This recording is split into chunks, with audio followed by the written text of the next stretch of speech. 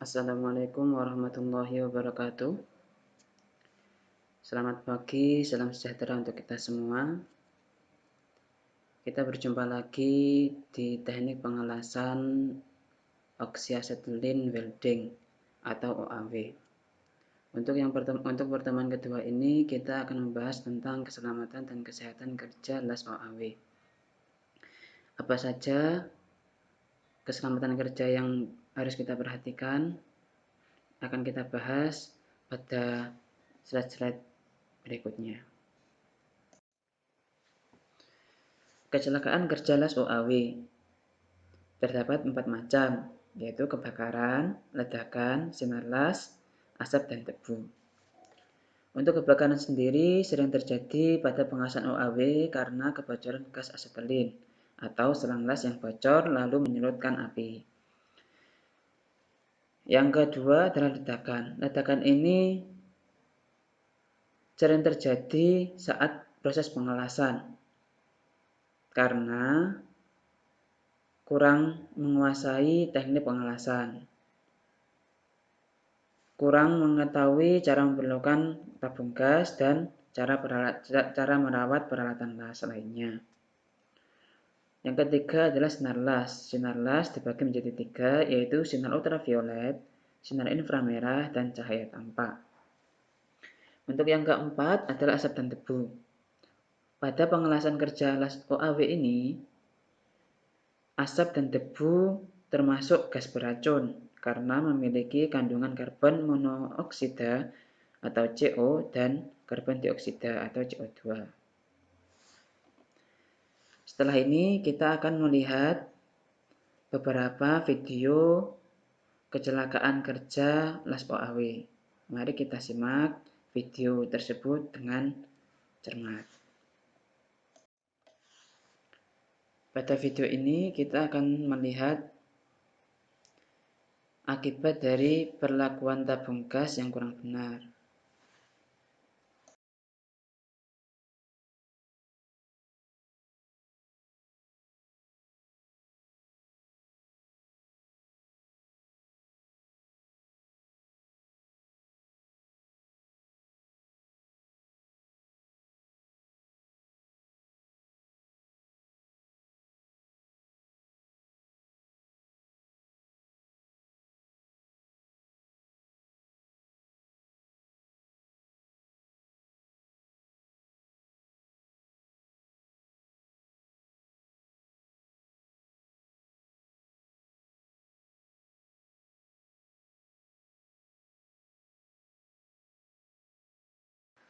Pada video ini kita akan melihat akibat apabila tabung gas jatuh dari ketinggian tertentu.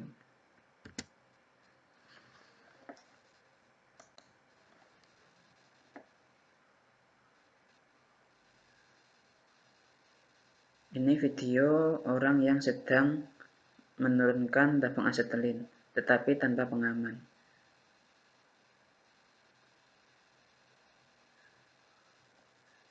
Kita lihat tabung gasnya meledak. Dalam video ini kita akan mempelajari bagaimana tabung gas sekecil itu bisa mengeluarkan tekanan yang begitu besar. Dalam tabung gas itu terdapat sekitar 2400 PSI atau pounds per square inch. Itu sama dengan 300 feet cubic gas dimanfaatkan menjadi seukuran tabung.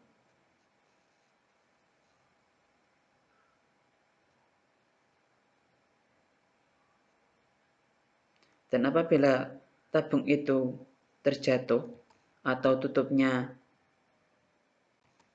terlepas, akan dapat meluncur seperti roket yang bisa menembus tembok sekalipun, atau bisa terbang setinggi atap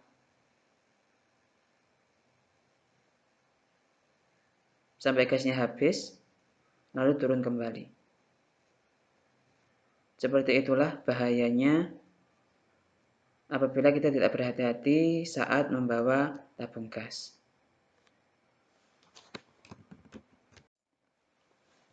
Pada video selanjutnya kita akan melihat video akibat dari kurangnya pengetahuan saat mengelas tangki atau drum menggunakan las OAW.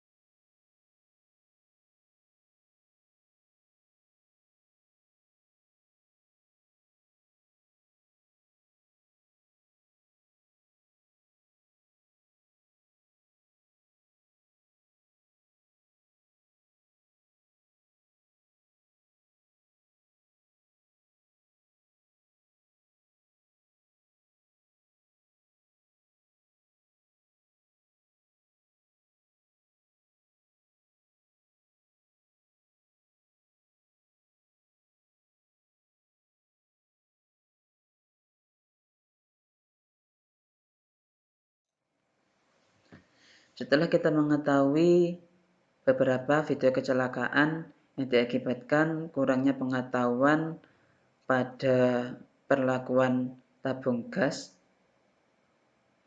sehingga kita perlu mengetahui bagaimana cara mengangkat silinder gas yang baik.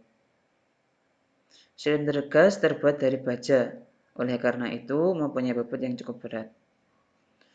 Pergunakanlah kereta dorong silinder untuk mengangkut silinder, agar terasa lebih ringan. Ikatlah silinder dengan kokoh waktu mengangkut dengan kereta silinder.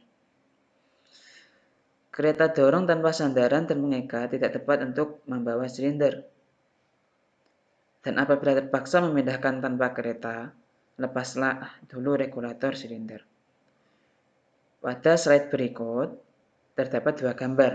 Yang gambar pertama adalah gambar yang benar bagaimana cara membawa tabung silinder. Yang kedua adalah cara yang salah, menggunakan kereta pengangkat silinder tanpa ada sandaran dan pengikatnya. Selanjutnya adalah pencegahan bahaya api atau kebakaran. Pencegahan kebakaran dapat dilakukan dengan beberapa prosedur di bawah ini. Nyala api sebenarnya jarang menyebabkan kebakaran, tetapi percikan bunga api saat pengelasan, peloncatan jauh, serta menyimpan panas beberapa saat yang dapat menyebabkan kebakaran. Oleh sebab itu, bersihkanlah tempat kerja dalam radius 8 meter sebelum kita memulai pengelasan. Apabila terpaksa mengelas atau memotong di atas lantai, lindungilah dengan papan atau esbes dan tampung sisa pembakaran dengan bak logam yang berpasir. Pada gambar di samping, yang atas adalah bengkel harus bersih sebelum memulai pekerjaan. Yang kedua, itu terdapat seorang mengelas langsung di atas lantai. Di bawahnya terdapat tampungan sisa pembakaran. Di bawahnya lagi ada alas plat logam. Selanjutnya adalah nyala balik. Apa itu nyala balik? Nyala balik adalah nyala api kembali ke dalam pembakaran atau pembakaran gas terjadi dalam pembakar. Maksudnya nyala apinya tadi masuk lagi ke dalam blender atau nyala api tidak keluar di tempat yang semestinya. Bisa di blender, bisa di selang, atau bisa di tabung gas. Hal ini terjadi karena beberapa faktor. Yang pertama adalah tekanan kerja salah, tidak sesuai dengan mulut pembakar. Yang kedua, mulut pembakar, injektor atau pencampur itu longgar atau lepas sama sekali. Yang ketiga, selang las terkilir atau terpintar sehingga aliran gas terganggu. Dan yang keempat, pembakar las kotor atau berminyak. Setelah kita mengetahui bagaimana cara mengangkat drum yang benar, selanjutnya kita akan mempelajari bagaimana cara mengelas, khususnya pengelasan tangki atau drum. Sebelum mengelas tangki atau drum, pastikan tidak ada gas yang tertinggal di dalam drum. Sebab sedikit saja ada gas, drum bisa meledak atau terbakar. Cara yang pertama adalah bersihkan drum dengan air beberapa kali. Kemudian isilah dengan air sebatas bagian yang akan dilas. Dan yang kedua, sebelum mengelas atau memotong, periksalah dahulu ventilasinya.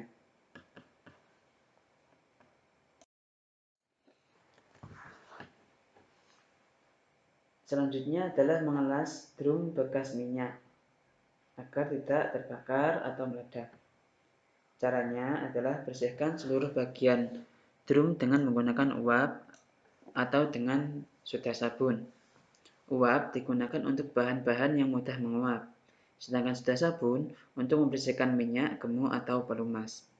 Isilah dengan gas arang, walaupun sudah dibersihkan, minyak dan celah-celah sulit dibersihkan. Gas arang yang dimaksud di sini adalah belerang yang berbentuk gas. Dapat kita lihat seperti gambar di samping. Itu gas arang dihembuskan ke dalam tabung.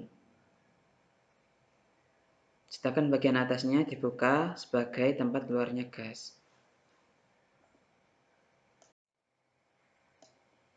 Setelah kita mengetahui beberapa kecelakaan yang dapat timbul saat proses mengelas, kita perlu mengetahui alat pelindung diri apa saja yang perlu kita pakai agar dapat mengurangi resiko dari kecelakaan yang disebabkan oleh pengelasan OAW. Yang pertama adalah kacamata las OAW. Yang kedua, sarung tangan. Yang ketiga, masker las. Yang keempat, sepatu safety. Dan yang kelima adalah baju apron.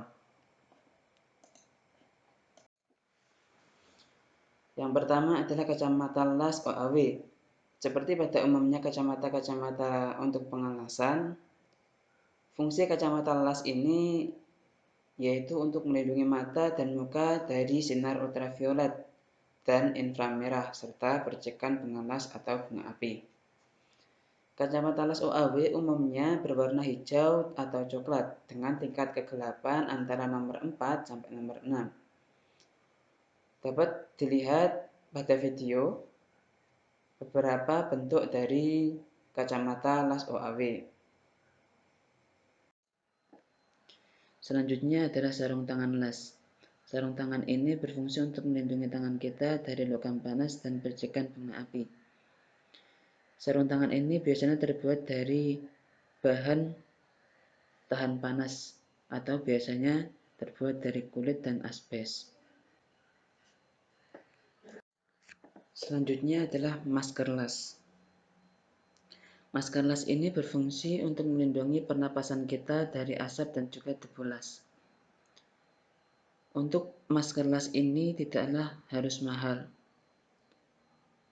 Kita bisa menggunakan masker dari kain ataupun masker-masker yang dapat kita beli di apotek. Baju apron. Baju apron ini berfungsi untuk melindungi tubuh kita dari logam panas, percikan api, dan juga sinar las. Biasanya terbuat dari asbes atau kulit. Pada gambar dapat kita lihat bentuk dari baju apron. Berbentuk seperti celemek yang memiliki lengan terpisah. Alat pelindung diri yang terakhir adalah sepatu safety. Sepatu ini berfungsi untuk melindungi kaki kita dari logam panas dan kejatuhan benda-benda lain. Sepatu ini biasanya mempunyai pelindung kaki berupa besi pada ujung kaki. Pada saat pemakaian, usahakan tertutup rapat agar tidak ada bunga api yang masuk ke dalam kaki. Assalamualaikum warahmatullahi wabarakatuh. Selamat pagi, salam sejahtera untuk kita semua. Kita berjumpa lagi di teknik pengelasan oxyacetylene welding atau OAW. Untuk pertemuan kedua ini kita akan membahas tentang keselamatan dan kesehatan kerja las OAW. Apa saja keselamatan kerja yang harus kita perhatikan akan kita bahas pada slide-slide berikutnya. Demikian penjelasan mengenai risiko-risiko yang dapat terjadi saat melakukan pengelasan OAW. Risiko-risiko tersebut dapat kita minimalisir dengan cara kita rajin membersihkan tempat kerja, memperhatikan keselamatan K3, menggunakan alat pelindung diri yang baik dan benar. Demikian untuk pertemuan kita pada hari ini. Apabila ada pertanyaan, dapat langsung ditanyakan kepada guru pengampu. Dari saya, billahi taufiq wal hidayah. Wassalamualaikum warahmatullahi wabarakatuh.